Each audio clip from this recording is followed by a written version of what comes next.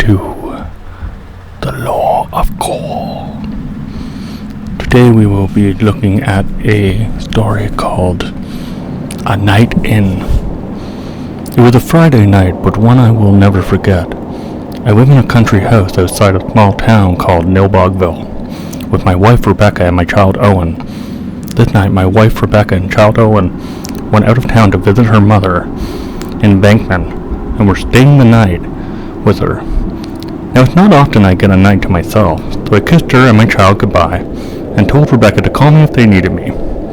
As they left, I thought to myself what to do, especially as how rare a night alone is. It was just after 8 p.m. and quite peaceful. As I laid on the couch, I began to get hungry, and so I grabbed my cell phone and I decided to order pizza from a local place called Pizza Palace.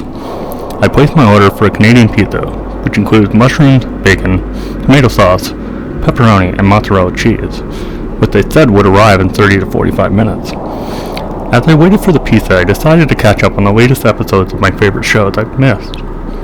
As I laid on the couch and was enjoying the show I was watching, I heard a knock at my door. Assuming it was the pizza delivery, I went to the door. To my surprise, not a pizza delivery person, but what looked to be a young girl, about 8 years old, wearing a red dress, with blonde hair and pale skin. Her head was down as if she was looking at the door handle. I questioned her and asked her what she wanted. The girl whispered, "I must. Can you help me find my mommy?" I was confused as my neighbors are at least 15 acres away from me. So I thought to myself, where did she come from? She cried to me again, "Please, can you let me in?" I was puzzled and didn't know where she was from. I kindly told her I could not help her and asked her to please go away. As I walked away from the door banged even harder. The girl said in a very angry tone, "Let me in." As I heard clawing and banging, I feared for my life as I looked through the peephole, only to see a girl looking up at me with two solid black eyes. She yelled in a monstrous voice over again. As she threw her shoulders into the door, trying to break it open, she screamed, "Let me in!" My heart raced more and more as I quickly put my weight against the door, preventing it from getting broken down. I looked around to see if there was anything I could grab to help me prevent her from intruding, and the strength she had was incredible.